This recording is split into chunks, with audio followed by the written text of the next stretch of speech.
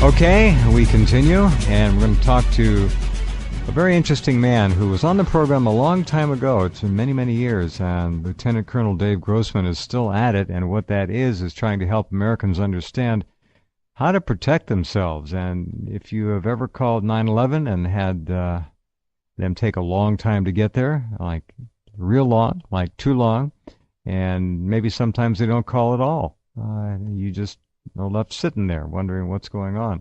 They don't have to answer those calls, by the way, just so you know. There's no law on the books. They just do their best.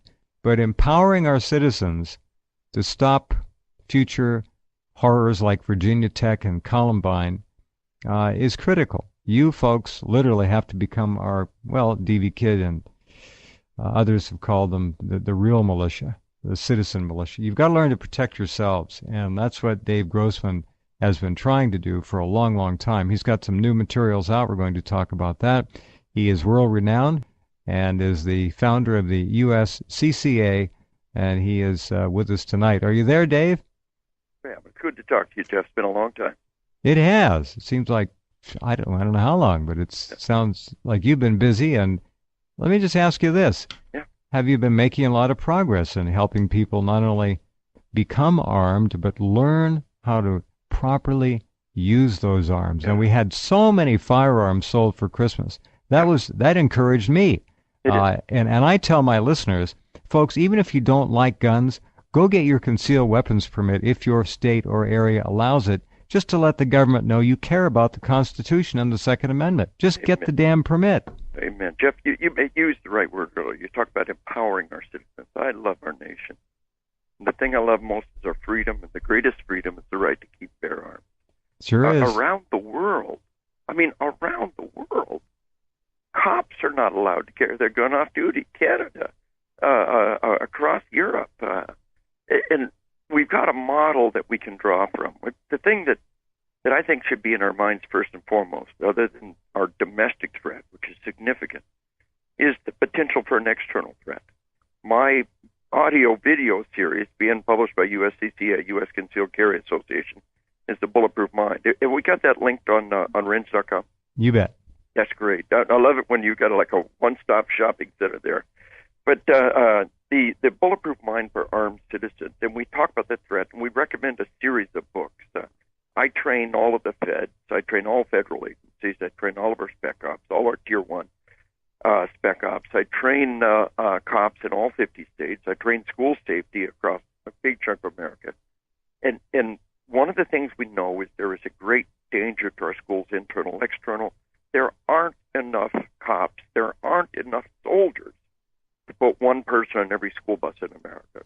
There are not enough soldiers. There are not enough cops to put an armed responder in every single school and middle school in America.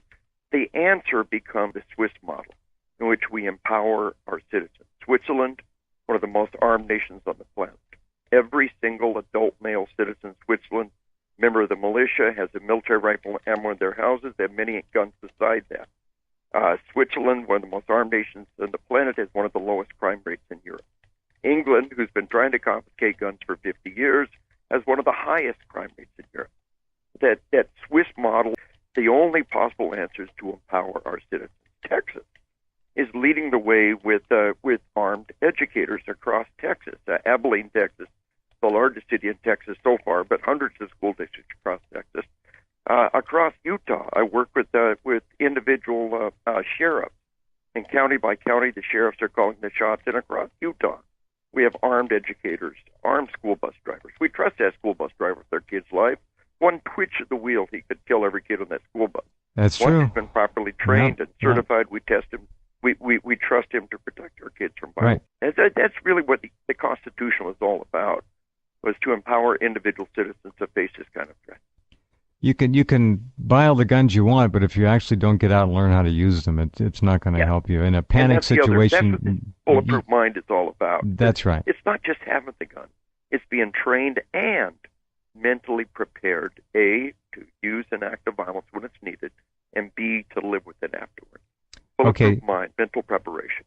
Get bulletproofmind.com. That's it. Get bulletproofmind.com. You have only a second or two or three sometimes in these situations to decide upon a course of action which could end up saving your life and maybe the lives of many others around you.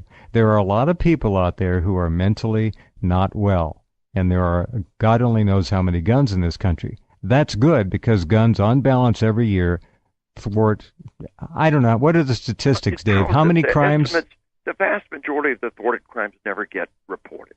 True.